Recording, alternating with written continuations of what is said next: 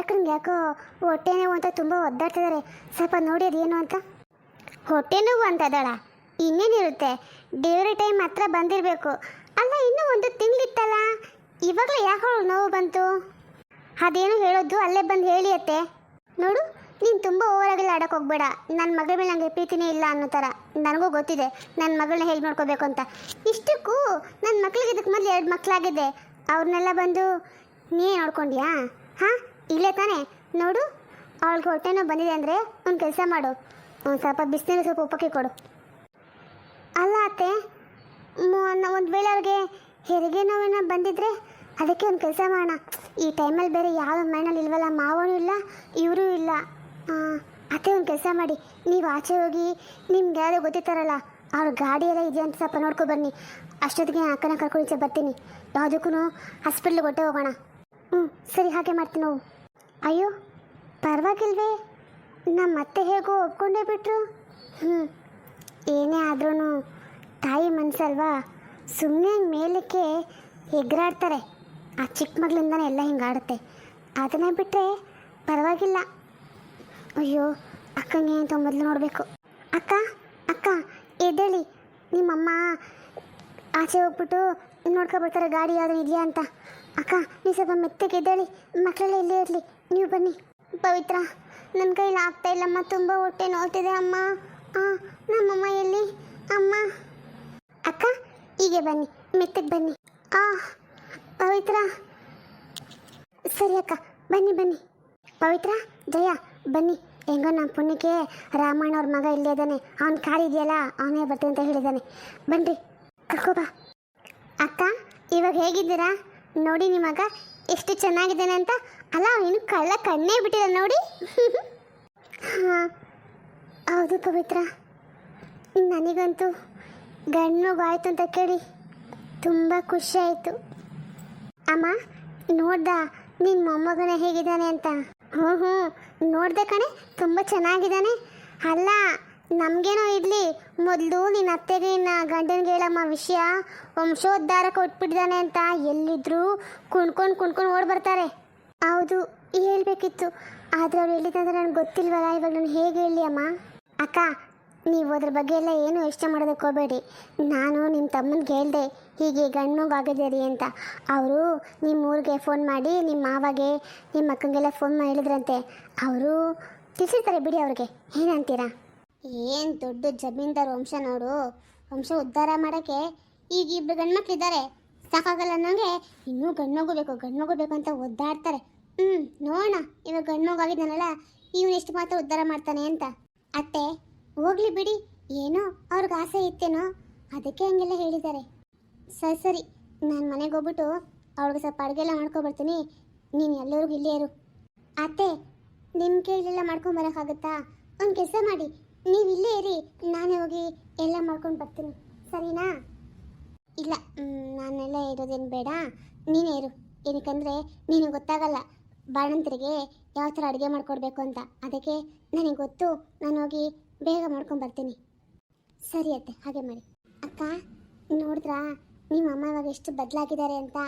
ನಿಮ್ಮ ಡೆಲಿವರಿ ನೋವು ಅಂತ ಗೊತ್ತಾಗೋ ತಕ್ಷಣ ಅತ್ತೆ ತುಂಬ ಗಾಬರಿ ಆಗಿಬಿಟ್ರು ಪಾಪ, ಅಲ್ವಾ? ಮತ್ತು ನನ್ನ ತಾಯಿ ಅಲ್ವಾ ಅವರು, ನನ್ನ ಕಷ್ಟ ಅವರಿಗಷ್ಟೇ ಅರ್ಥ ಆಗುತ್ತೆ. ಆದರೂ ನೀನು ನನಗೆ ತುಂಬ ಸಹಾಯ ಮಾಡ್ತಿದ್ದೆ ಪವಿತ್ರ. ನಿಂಗೆ ನಾನು ಎಷ್ಟು ಥ್ಯಾಂಕ್ಸ್ ಇದ್ರೂ ಕಡಿಮೆನೇ. ಥ್ಯಾಂಕ್ಸ್ ಹೇಳ್ಬೇಕಾ? ಅಯ್ಯೋ ಅಕ್ಕ, ಇದು ನನ್ನ ಕರ್ತವ್ಯ, ಆಯಿತಾ? ಅದು ನನಗೆ ನನ್ನ ಮಕ್ಕಳು ಅವರಿಬ್ಬರು ಎಲ್ಲಿದ್ದಾರೆ? ಅವ್ರ ಬಗ್ಗೆ ನೀವೇನು ಯೋಚನೆ ಮಾಡ್ಕೋಬೇಡ್ರಿ, ಎಲ್ಲರೂ ಮನೆಯಲ್ಲಿ ಆರಾಮಾಗಿದ್ದಾರೆ, ಆಯಿತಾ?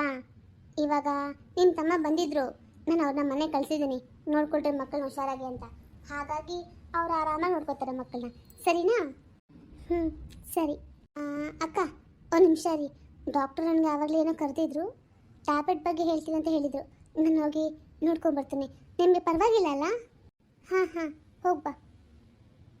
ಸ್ವಲ್ಪ ಸಮಯದ ನಂತರ. ಪವಿತ್ರ, ಡಾಕ್ಟರ್ ಏನು ಹೇಳಿದ್ರು? ಅಕ್ಕ, ಡಾಕ್ಟರ್ ಹೇಳಿದ್ರು ಇನ್ನೊಂದು ಅರ್ಧ ಗಂಟೆಲಿ ನಿಮ್ಮನ್ನ ಡಿಸ್ಚಾರ್ಜ್ ಮಾಡ್ತಾರಂತೆ. ಏನೂ ತೊಂದರೆ ಇಲ್ವಂತೆ, ಮಗು ಆರೋಗ್ಯವಾಗಿದೆಯಂತೆ, ನಿಮಗೂ ಅಷ್ಟೇ ತೊಂದರೆ ಎಲ್ಲ ಏನೂ ಇಲ್ವಂತೆ. ಹೌದಾ? ಹೆಂಗೋ ಆ ದೇವ್ರು ನಮ್ಮನ್ನು ಕಾಪಾಡ್ದ.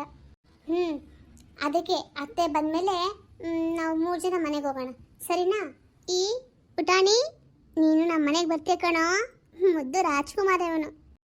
ಅಕ್ಕ, ನೀವು ಇಷ್ಟು ದಿನ ಇದ್ರಲ್ಲ ರೂಮು, ಆ ರೂಮಲ್ಲಿ ಬೇಡ, ತುಂಬ ಕತ್ಲೆ ಇದೆ. ನೀವು ಮೇಲೆ ಬನ್ನಿ, ಮೇಲೊಂದು ರೂಮ್ ಇದೆಯಲ್ಲ, ಆ ರೂಮ್ನ ಫುಲ್ ಹೋಗಿ ರೆಡಿ ಮಾಡ್ತೀನಿ. ಆ ರೂಮಲ್ಲಿ ಬನ್ನಿ, ಯಾಕೆಂದರೆ ಮಗುಗೆ ಗಾಳಿ ಬೆಳಕು ಎಲ್ಲ ಚೆನ್ನಾಗಿದೆ ಆ ರೂಮಲ್ಲಿ. ಹಾಗಾಗಿ ಬರೋರು ಹೋಗೋರು ಇರ್ತಾರಲ್ವಾ, ಯಾಕೆಂದರೆ ಧೂಳು ಕಣ್ಣೆಸರೆಲ್ಲ ಆಗುತ್ತೆ ಮಗುಗೆ ಕೆಳಗಡಿದ್ರೆ. ಹಾಗಾಗಿ ನಿಮ್ಮ ಮೇಲ್ ರೂಮಿಗೆ ಶಿಫ್ಟ್ ಆಗಿಬಿಡಿ. ಅಯ್ಯೋ, ಮೇಲ್ಗಡೆ ರೂಮಾ? ಅದೆಂಗಾಗುತ್ತೆ ಪವಿತ್ರ? ಅದು ನಮ್ಮ ಶುಭಂತಲ್ವಾ, ಅವಳು ರೂಮ್ನ ನನಗೆ ಬಿಟ್ಕೊಡ್ತಾಳ?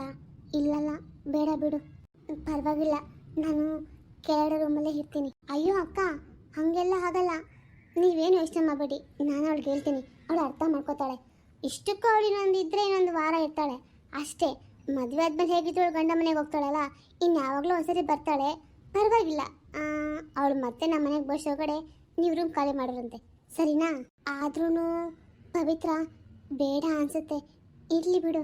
ಅಕ್ಕ, ನೀವು ಸುಮ್ಮನಿರಿ, ನೀವು ಆವಾಗಿಂದು ಹೋಗಲಿ ಬಿಡಿ ಅಂತ ಹೇಳಿನೇ ನಿಮಗೆ ಈ ಥರ ಆಗಿದೆ. ಪರವಾಗಿಲ್ಲ, ನೀವು ಇನ್ಮೇಲೆ ಏನೂ ಯೋಚನೆ ಮಾಡೋದು ಬೇಡ. ಯಾಕೆಂದರೆ ಆ ಮದುವೆಗೆ ಮೊದಲು ನೀವಿಬ್ಬರು ಒಂದೇ ರೂಮಲ್ಲಿ ತಾನೇ ಇದ್ದಿದ್ದು. ಹಾಗಿದ್ಮೇಲೆ ಆ ರೂಮಲ್ಲಿ ಇಬ್ಬರಿಗೂ ಸರಿಸಮವಾಗಿ ಭಾಗ ಇರುತ್ತೆ ಅಲ್ವಾ? ಇಬ್ಬರು ಅಡ್ಜಸ್ಟ್ ಮಾಡ್ಕೊಂಡ್ರೆ ಸರಿ ಆಗುತ್ತೆ. ಅಕ್ಕ ತಂದ್ರೆ ಅಂದರೆ ಹೀಗೆ ಇರಬೇಕಲ್ವಾ? ಹೌದು, ಆದರೆ ಅವಳಿಗೆ ಇದೆಲ್ಲ ಅರ್ಥ ಆಗಲ್ಲ, ಹೇಳಿದ್ರು ತಿಳ್ಕೊಳ್ಳಲ್ಲ. ಅವಳು ನನಗೇ ಬೇಕು ಅಂತಾಳೆ. ಹಾಗಾಗಿ ಸುಮ್ಮನೆ ಅವಳಿಗೆ ಬೇಜಾರು ಮಾಡೋಕ್ಕೆ ನನಗೆ ಇಷ್ಟ ಇಲ್ಲ. ಅದಕ್ಕೆ ಪವಿತ್ರ, ಸರಿ ಬಿಡಿ, ನೀವು ಹೇಳಬೇಡಿ, ನಾನು ಹೇಳ್ತೇನೆ. ಅಕ್ಕ, ನೋಡಿದ್ರೆ ರೂಮ್ ಹೇಗೆ ಅಚ್ಚುಕಟ್ಟೆ ನಾನು ರೆಡಿ ಮಾಡ್ತೀನಿ ಅಂತ. ಇವಾಗ ಯಾರು ಬಂದರೂ ಏನೂ ತೊಂದರೆ ಆಗಲ್ಲ. ನೋಡಿ ರೂಮ್ ಎಷ್ಟು ದೊಡ್ಡದಾಗಿದೆ. ಅದು ಸರಿ, ನೀವಾಗಿದ್ದು ಕುತ್ಕೊಂಡಿದ್ರಲ್ಲ, ಮಲ್ಕೊಳ್ಳಿ. ಸೊಂಟ ಬೇರೆ ನೋವಿರುತ್ತೆ ನಿಮಗೆ, ಹಾಗಾಗಿ ನೀವು ತುಂಬ ರೆಸ್ಟ್ ಮಾಡಬೇಕು ಇವಾಗ. ಮಲ್ಕೊಳ್ಳಿ. ಹಾಂ, ಮಲ್ಕೋತೀನಿ ಪವಿತ್ರ. ನನಗೆ ಶುಭ ಏನು ಸಿಟ್ಟು ಮಾಡ್ಕೊಂಡಿಲ್ವಾ? ಸಿಟ್ಟೆಲ್ಲ ಏನೂ ಮಾಡ್ಕೊಂಡಿಲ್ಲ, ಸರಿ ಅಂತ ಹೇಳಿದ್ಲು. ಹೌದಾ, ಸರಿ ಹಿರಿ, ನಾನು ಹೋಗಿ ನಿಮಗೆ ಬಿಸಿಯಾಗಿ ಒಂದು ಲೋಟ ಹಾಲು ತೊಗೊಬರ್ತೀನಿ. ಅತ್ತೆ, ನೀವು ಬಂದು ನೋಡಿ ಮೇಲೆ ಅಕ್ಕನ ರೂಮು ಎಷ್ಟು ಚೆನ್ನಾಗಿ ಸೆಟ್ ಆಗಿದೆ ಗೊತ್ತಾ? ಪಾಪಗೂ ಅಷ್ಟೇ, ಗಾಳಿ ಬೆಳಕು ಎಲ್ಲ ತುಂಬ ಚೆನ್ನಾಗಿದೆ. ಆದರೂ ಪವಿತ್ರ, ನಿನಗೆಲ್ಲ ಮಾಡಬಾರ್ದಾಗಿತ್ತು ಕಣೆ. ಅಲ್ಲ, ಆ ರೂಮು ಬೇಕಂತ ಯಾಕೆ ಅಟ್ಯಾಕ್ ಮಾಡಿದೆ? ಇವಾಗ ಕೆಳಗಡೆ ರೂಮ್ ಏನಾಗಿತ್ತು, ಜನ ಬಂದು ಹೋಗ್ತಾರೆ ಅಂದ್ಬಿಟ್ರೆ ಬೇಕು ಅಂದರೆ ಏನಿತ್ತು ಹೇಳು, ಅದರೊಳಗೆ ಗಾಳಿ ಬೇಗ ಚೆನ್ನಾಗಿ ಬರ್ತಾ ಇತ್ತಲ್ಲ. ಅಯ್ಯೋ ಅತ್ತೆ, ಸುಮ್ಮನೆ, ನಿಮಗೆಲ್ಲ ಏನು ಗೊತ್ತಾಗಲ್ಲ. ಯಾಕೆಂದರೆ ಬಾಣಂತ ರೂಮು ತುಂಬ ದೊಡ್ಡದಾಗಿ ವಿಶಾಲಾಗಿದ್ದಷ್ಟು ಆರಾಮಾಗಿರುತ್ತೆ, ಗೊತ್ತಾ ನಿಮಗೆ? ಹೌದು ಹೇಳಮ್ಮ, ನನಗೆ ತಾನೇ ಏನು ಗೊತ್ತು. ನಿನಗಂದರೆ ಒಂದು 10 ಮಕ್ಕಳನ್ನ ಹಾಡಿಸಿ ಬೆಳೆಸಿ ಅಭ್ಯಾಸ ಆಗೈತೆ, ನಂಗೆ ಏನು ಗೊತ್ತು? ನಾನು ನೆನ್ನೆ ಮೊನ್ನೆ ಹುಟ್ಟಿರೋಳು. ಅಯ್ಯೋ ಅತ್ತೆ, ನೀವಂತೂ ಚೆನ್ನಾಗಿ ಕಾಮಿಡಿ ಮಾಡ್ತೀರಪ್ಪ.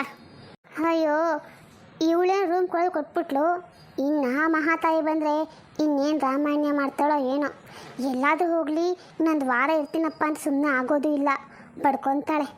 ಇವಾಗ ಏನು ಮಾಡೋದು? ಸ್ವಲ್ಪ ಬುದ್ಧಿ ಹೇಳ್ಬೇಕು ನಾನೇ ಅಷ್ಟೇ, ಇನ್ನೇನು ಮಾಡೋಕ್ಕಾಗಲ್ಲ. ಬರಲಿ ಅತ್ತೆ, ಹಾಗೆ ಮಾಡಿ, ಒಂದು ಕೆಲಸ ಮಾಡಿ, ನಿಮಗೆ ಬುದ್ಧಿ ಹೇಳೋಕ್ಕಾಗಿದೆ ಅಂದರೆ ನನ್ನ ಕರೀರಿ, ನಾನು ಹೇಳ್ತೀನಿ. ಬೇಡ ಬಿಡು, ನಾನೇ ಹೇಳ್ಕೊತೀನಿ. ಈ ಫೋನ್ ಯಾಕೆ ರಿಸೀವ್ ಮಾಡಲ್ವಲ್ಲ ಇವರು?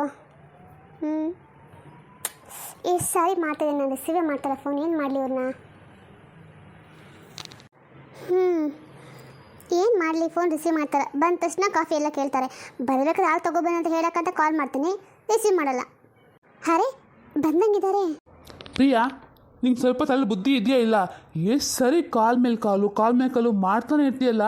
ಅಲ್ಲ, ಯಾವ ಜೊತೆಗೂ ಫೋನ್ ಮಾತಾಡ್ತಿರ್ತಾರೆ, ಡಿಸ್ಟರ್ಬ್ ಮಾಡ್ಬೋದು ಅಂತ ಸ್ವಲ್ಪ ನಿಂಗೆ ಜ್ಞಾನನೇ ಇಲ್ವಾ? ಹಾಂ, ಅಲ್ಲ ರೀ, ಅದು ಹಾಲು ಬೇಕಾಗಿತ್ತು. ನೀವು ಮನೆಗೆ ಹೆಂಗೂ ಬರ್ತಾ ಇರ್ತೀರಲ್ಲ, ಅದಕ್ಕೆ ತಗೊಬನ್ನಿ ಅಂತ ಹೇಳೋಕ್ಕೆ ಫೋನ್ ಮಾಡಿದೆ. ನೀವು ರಿಸೀವ್ ಮಾಡಲಿವಲ್ಲ, ಅದಕ್ಕೆ. ಅದೊಂದು ದೊಡ್ಡ ವಿಷಯನ, ಪಕ್ಕದಲ್ಲಿದೆ ಅಂಗಡಿ, ನೀನು ಹೋದ ಹಾಲು ಕೊಡೋದಿಲ್ಲ ಅಂತ ಹೇಳ್ತಾರಾ? ಪ್ರಿಯಾ, ಯಾಕೋ ನನಗೆ ಬರ್ತಾ ನೀನು ಬರ್ತದೆ ಸ್ವಲ್ಪ ಇಷ್ಟನೇ ಆಗ್ತಾಯಿಲ್ಲ. ನಾನು ನಿಮ್ಗೆ ಏನು ಮಾಡಿದೆ ರೀ ಅಂಥದ್ದು? ಪ್ರತಿ ಒಂದಕ್ಕೂ ಫೋನ್ ಮಾಡ್ತಿಲ್ಲ, ಯಾಕೆ ಹಿಂಸೆ ಕೊಡ್ತು ನನಗೆ? ನೋಡು, ಹಾಲು ಬೇಕಾ, ತರಕಾರಿ ಬೇಕಾ, ಏನಾದರೂ ಬೇಕಾ ತಗೋ. ಪ್ರತಿಯೊಂದಕ್ಕೂ ನನ್ನ ಮೇಲೆ ಯಾಕೆ ಡಿಪೆಂಡ್ ಆಗ್ತೀನಿ ನೀನು? ತಗೋಬೋದಾಗಿತ್ತು ರೀ, ಆದರೆ ನನ್ನ ಹತ್ರ ಹಣ ಇಲ್ವಲ್ಲ, ಅದಕ್ಕೆ ನಾನು ನಿಮಗೆ ಹೇಳಬೇಕು ಅಂತ. ಹಣ ಇಲ್ವಾ? ಅಲ್ಲ, ಮೊನ್ನೆ ನನಗೆ 100 ರೂಪಾಯಿ ಕೊಟ್ಟನಲ್ಲ, ಏನು ಮಾಡಿದೆ? ನೀವು ಕೊಟ್ಟಿದ್ದು ಮೊನ್ನೆ ಅಲ್ಲ ರೀ, 1 ವಾರ ಆಯಿತು. ಅಲ್ಲ, 100 ರೂಪಾಯಿಗೆ ಎಷ್ಟಿದೆ ಸಂಸಾರ ಮಾಡೋಕ್ಕಾಗುತ್ತೆ? ಆಳು ತರಕಾರಿಗೆ ಒಂದಿನದಲ್ಲೇ ಖಾಲಿ ಆಗ್ಬಿಡುತ್ತೆ. ಇವಾಗ ಏನು 100 ರೂಪಾಯಲ್ಲಿ ಖಾಲಿ ಆಗೋಯ್ತಾ? ಹ್ಞೂ, ನೀನು ಆಚೆ ಹೋಗಿ ಕಾಫಿ ತಿಂಡಿ ಎಲ್ಲ ತಿನ್ಕೊಂಡಿದ್ರೆ ಖಾಲಿ ಆಗದೆ ಇರುತ್ತಾ? ಖಾಲಿ ಆಗೇ ಆಗುತ್ತೆ. ಅದಕ್ಕೆ ಹೆಣ್ಮಕ್ಳು ನೋಡಿ ಮಾಡಿ ಖರ್ಚು ಮಾಡಬೇಕು. ಕೈಯಲ್ಲಿ ಹಣ ಇದೆ ಅಂತ ಬೇಕಾಬಿಟ್ಟು ಖರ್ಚು ಮಾಡಿದ್ರೆ ಹೀಗೆ ಆಗುತ್ತೆ. ನೋಡು ಪ್ರಿಯಾ, ಸಂಸಾರ ಮಾಡೋದು ಹೀಗಲ್ಲ. ತುಂಬ ತುಂಬ ಜಾಣತನದಿಂದ ಸಂಸಾರ ಮಾಡಬೇಕು, ಆಯಿತಾ? ಏನ್ರಿ, ನಾನು ನಿಮಗೆ ಬೇಕಾಬಿಟ್ಟು ಖರ್ಚು ಮಾಡೋ ಹಾಗೆ ಕಾಣಿಸ್ತೀನಾ? ಹಾಂ, ಯೋಚನೆ ಮಾಡಿ. ಒಂದು ಸಾರಿ ನನ್ನ ಕಡೆ ತಿರುಗಿ ನೋಡಿ. ಮದುವೆ ಆಗಿ ಇಷ್ಟು ವರ್ಷ ಆಯ್ತಲ್ಲ, ನನ್ನ ಮೈ ತುಂಬ ಬರೀ ಚಿನ್ನ ಬೆಳ್ಳಿ ವಜ್ರನೇ ತುಂಬೋಗಿದೆ ಅಲ್ವಾ? ನೋಡಿ ಒಂದು ಸಾರಿ. ಏನೇ, ನಾನು ನಿಂಗೇನು ಕೊಡ್ಸಲ್ಲ ಅಂತ ನನ್ನ ಹಂಗಸಿ ಮಾತಾಡ್ತಾ ಇದೆಯಾ? ಎಷ್ಟು ಇರ್ಬೇಕು ನಿನಗೆ ಗಂಡ ಅನ್ನೋ ಮರ್ಯಾದೆ ಸ್ವಲ್ಪ ಇಲ್ದಲೆ ನನಗೆ ನೀವೇನು ಕೊಡ್ಸಲ್ಲ ಅಂತ ನನಗೆ ಅವಮಾನ ಮಾಡೋ ಹಾಗೆ ಮಾತಾಡ್ತಾ ಇದೆಯಾ? ಹೌದು, ನಾನು ಹಾಗೆ. ಏನು ಮಾಡ್ತೀಯಾ? ನನ್ನ ಬಿಟ್ಟು ಹೋಗ್ತೀಯಾ? ಹೋಗು. ಎಲ್ಲಿಗೆ ಹೋಗ್ತೀಯಾ? ನಿನಗೆ ಎಲ್ಲಿ ಹೋಗೋದಕ್ಕೂ ದಾರಿ ಇಲ್ಲ. ತಾಯಿನ ತಂದೆನ ಅಣ್ಣನ ತಮ್ಮನ ತವ್ರ ಮನೆಂತ ಏನೂ ಇಲ್ಲ. ಇಷ್ಟೆಲ್ಲ ಇಟ್ಕೊಂಡಿರೋ ನಿನಗೆ ಎಷ್ಟಿರ್ಬೇಕಂದ್ರೆ ನಿನ್ನ ಅಂಥವಳನ್ನ ಮದುವೆ ಮಾಡ್ಕೊಂಡು ಬಾಳ್ ಕೊಟ್ಟು ನನಗೆ ಎಷ್ಟಿರಬೇಡ. ಹಾಂ, ಹೇಳೇ. ಮಾತಿಗೆ ಮೊದಲು ಇದೊಂದು ಬರುತ್ತೆ ಅಳಕ್ಕೆ. ಯಾರ್ದು ನೋಡಿದ್ರೆ ಅನ್ಕೋಬೇಕಲ್ಲ, ಇವಳು ಗಂಡ ಎಷ್ಟು ಹಿಂಸೆ ಕೊಡ್ತಾನೆ ಇವಳಿಗೆ ಅಂತ. ಅಲ್ಲ, ನಾನು ಎಷ್ಟು ಚೆನ್ನಾಗಿ ನೋಡ್ಕೊತೀನಿ. ಒಂದು ಸರಿ ಆಚೆ ಹೋಗಿ ಪ್ರಪಂಚ ನೋಡು, ಎಲ್ಲ ಗಂಡಂದ್ರು ಹೇಗಿದ್ದಾರೆ ಅಂತ. ಗಂಡರಿಗೆ ದಿನ ಕುಡ್ಕೊಬಂದು ಹೊಡಿಯೋ ಗಂಡ ಇದ್ದಾರೆ. ಆದರೆ ನಾನು ನಿಂಗೆ ಏನಾದ್ರು ತೊಂದರೆ ಕೊಡ್ತೀನಾ? ಇಲ್ಲ ತಾನೇ? ರಾಣಿ ಹಾಗೆ ನೋಡ್ಕೊತೀನಿ. ಇಷ್ಟೆಲ್ಲ ಇದ್ದರೂ ನಿನಗೇನು ಕಮ್ಮಿ ಆಗಿದೆ? ಛೇ, ಈ ಮನೆಗೆ ಬಂದರೆ ನನಗೆ ನೆಮ್ಮದಿನೇ ಇಲ್ಲ. ಅಯ್ಯೋ ದೇವ್ರೆ, ಇದೇನಾಗ್ತಿದೆ? ನಾನು ಅಂಥದ್ದೇನು ತಪ್ಪು ಮಾಡಿ ಅಂತ ನಮ್ಮ ಯಜಮಾನ ನಂಗೆ ಈ ಥರ ಕಾಟ ಕೊಡ್ತಾರೆ? ಹಾಂ, ನಾನು ಏನು ಮಾತಾಡಿದ್ರು ತಪ್ಪಾ? ಹಾಗಾದ್ರೆ ನಾನು ಮಾತಾಡಲೇಬಾರ್ದಾ? ಮಾತಾಡ್ದಿದ್ರು ಅದು ಒಂದು ಅಂತಾರೆ, ಮಾತಾಡಿದ್ರು ಒಂದು ಅಂತಾರೆ. ನಾನು ಇವಾಗ ಏನು ಮಾಡಲಿ?